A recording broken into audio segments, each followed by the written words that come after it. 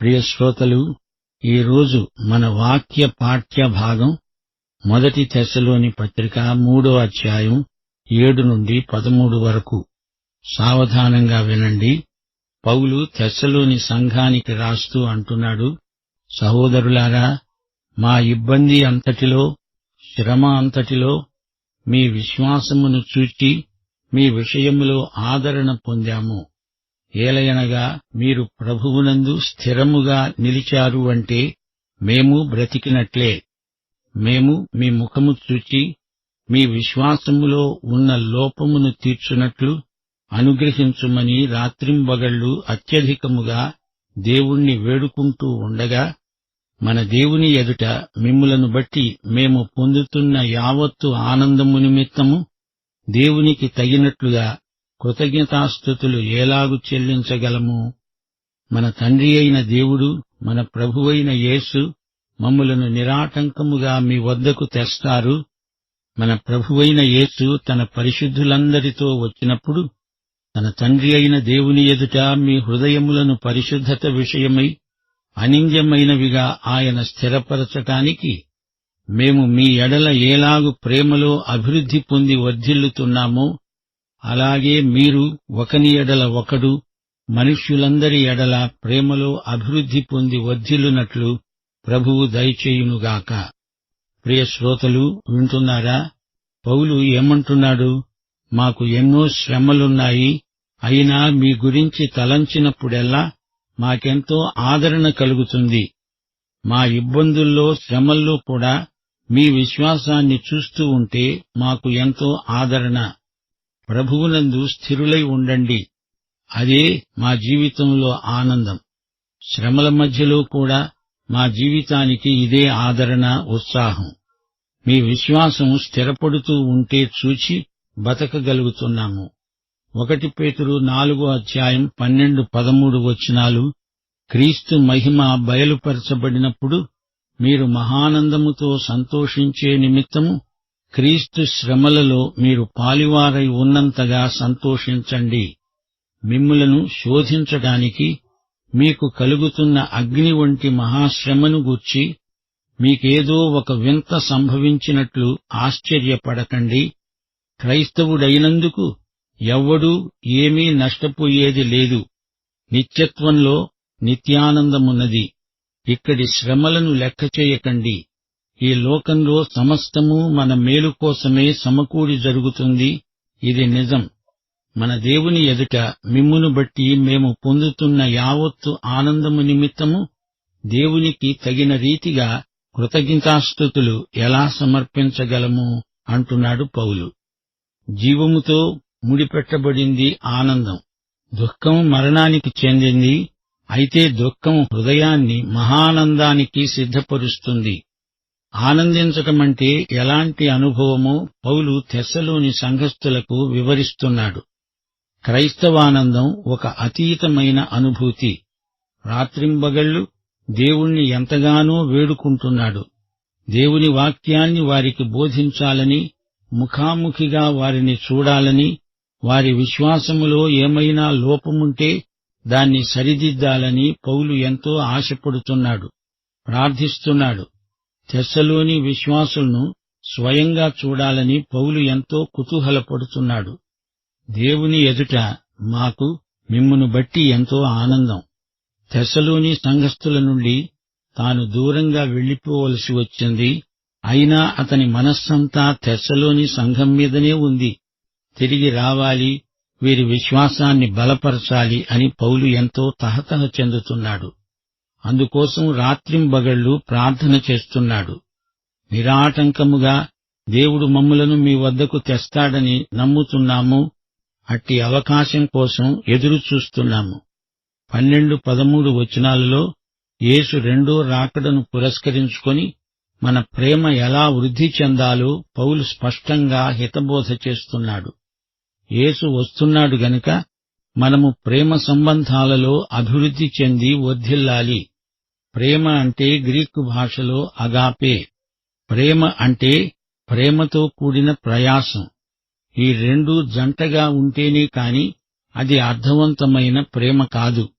ప్రేమ మాటలు కాదు, భావవికారం కాదు, ఊహాప్రేమ కాదు, అవతలి వ్యక్తిని సంతోషపెట్టడం, అతని క్షేమం కోసం ప్రయాసపడడం, ఇది అగాపే ప్రేమ. ప్రేమతో కూడిన ప్రయాసం తెస్సలోని సంఘ ప్రత్యేకత. ప్రేమలో ఒక ఉద్దేశ్యముంది, ప్రేమకు గమ్యమున్నది. మన హృదయాలను పరిశుద్ధత విషయమై అనింద్యమైనవిగా ఆయన స్థిరపరచాలంటే మనం ప్రేమలో అభివృద్ధి చెంది వర్ధిల్లాలి.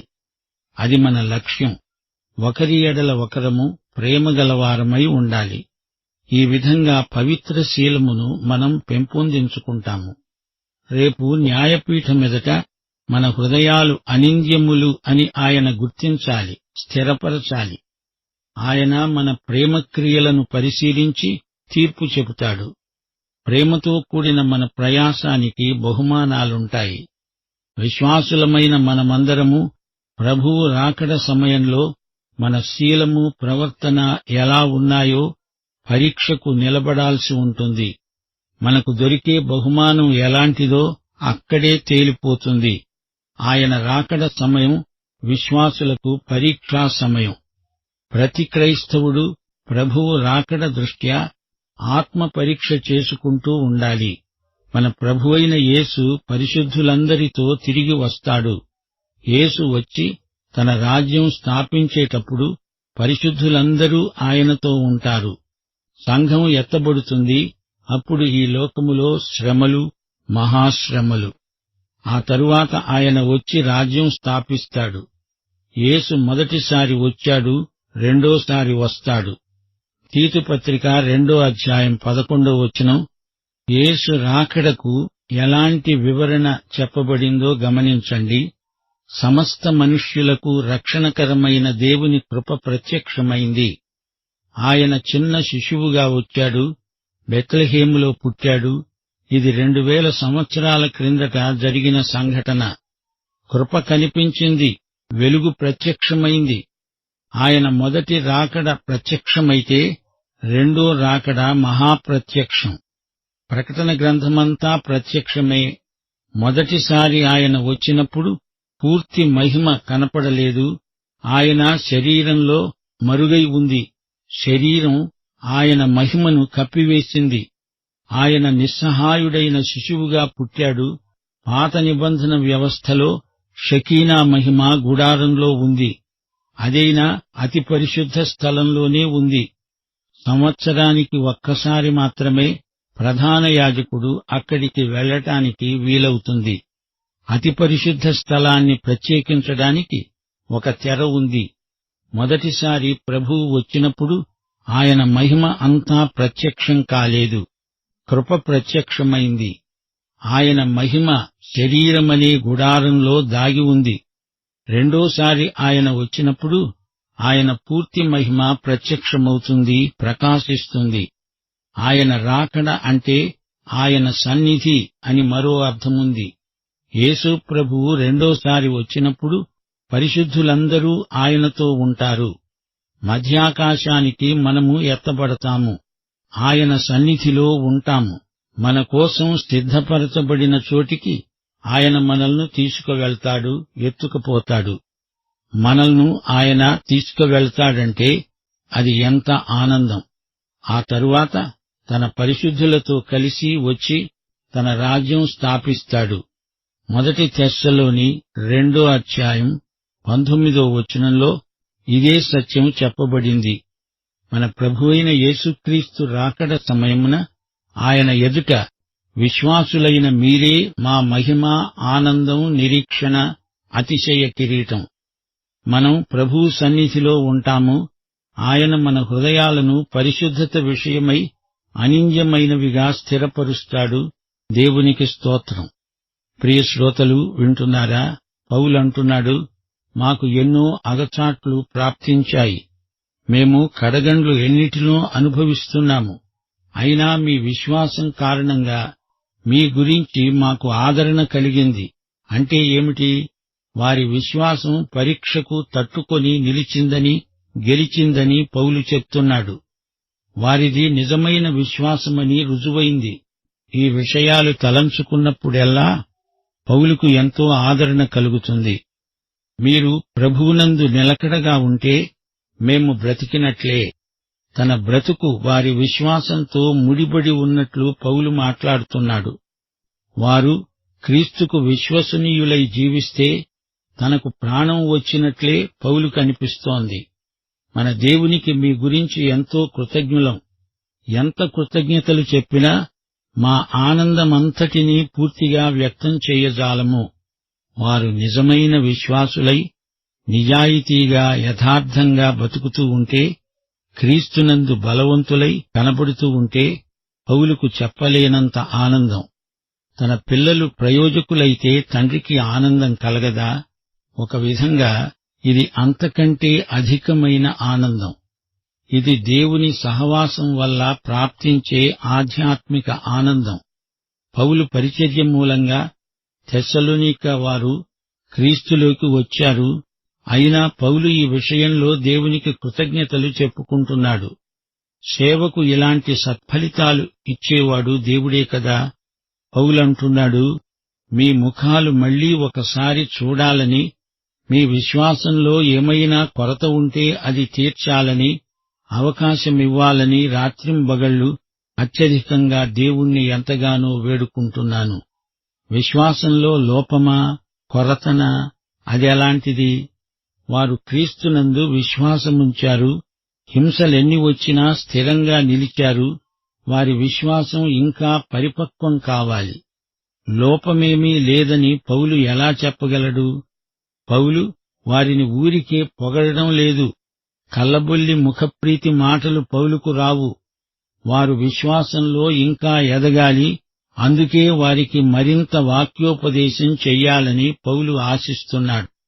వారిని తరచుగా సందర్శించాలని, వాక్యం బోధించాలని, దేవుడు అట్టి అవకాశం తనకు ఇవ్వాలని పౌలు ఎడతెగక ప్రార్థిస్తున్నాడు.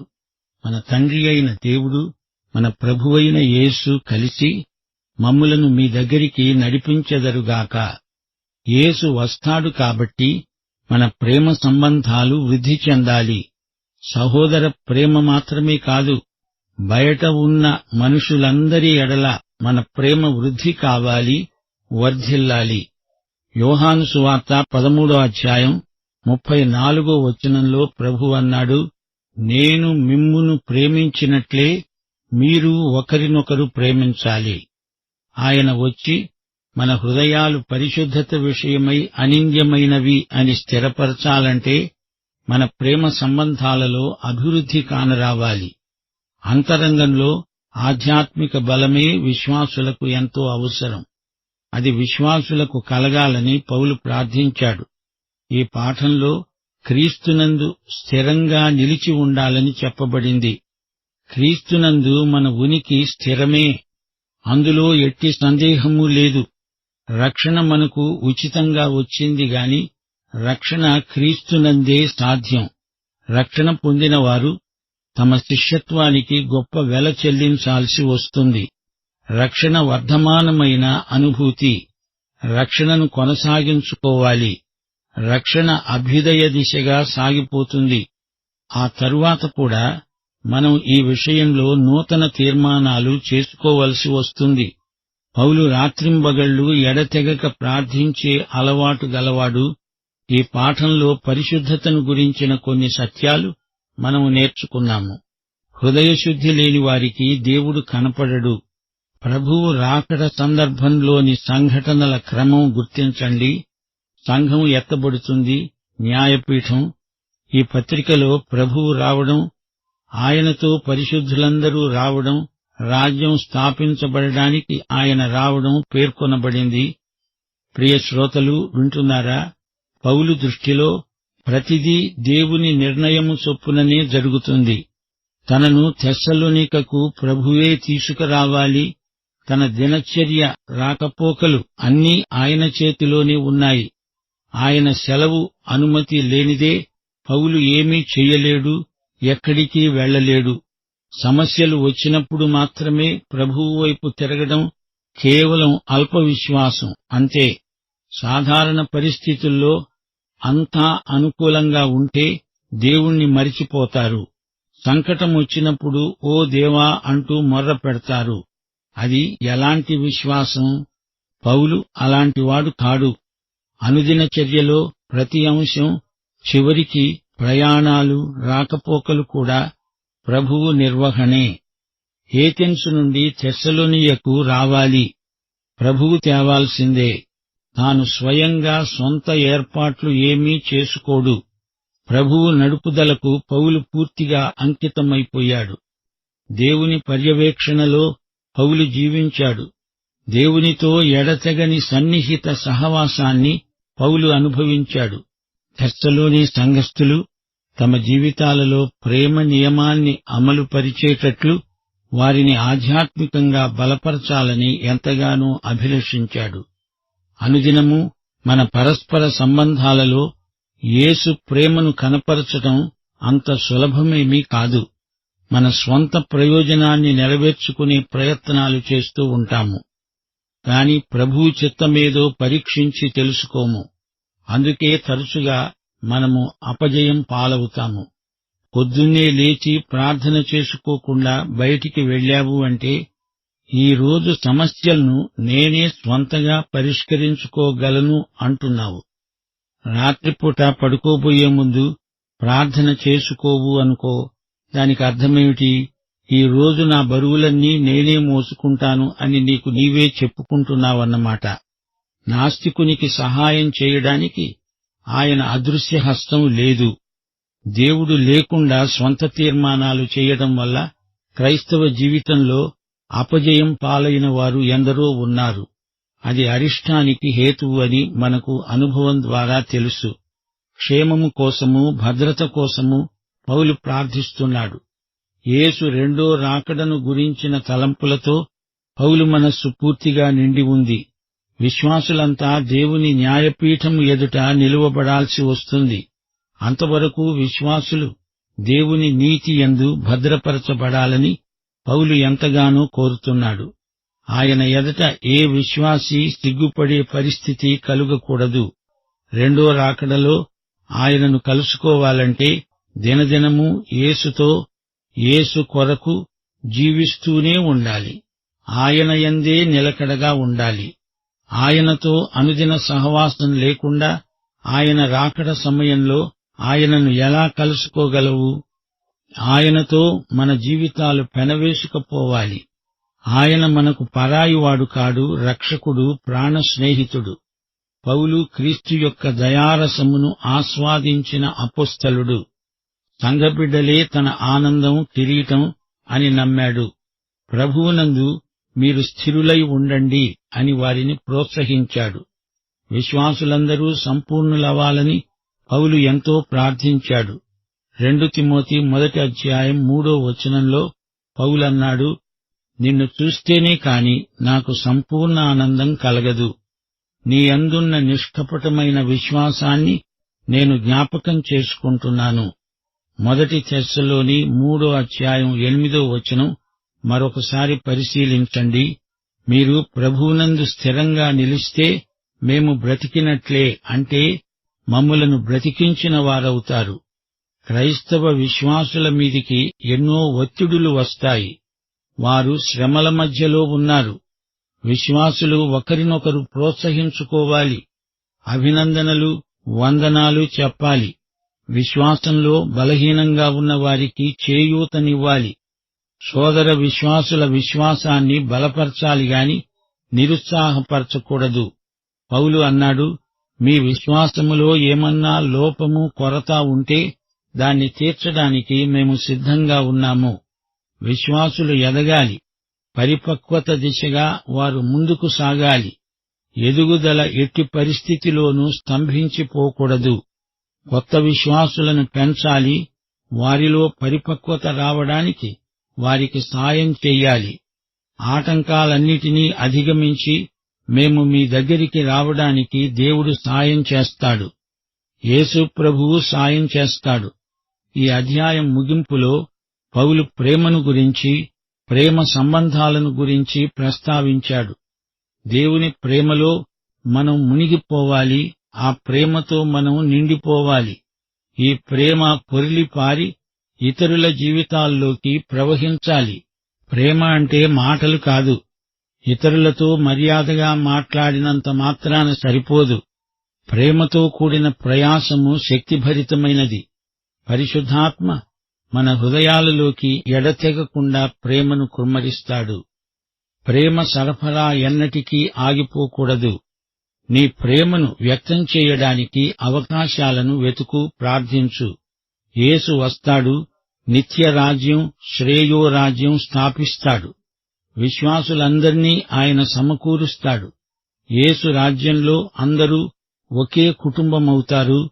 అందరూ విశ్వాసులు, విశేషించి తెస్సలోనిక విశ్వాసులు కూడా ఆ రాజ్యంలో ఉంటారు. చిన్నమందా, భయపడకు, నీకు రాజ్యమివ్వడం ఆయన అభీష్టం.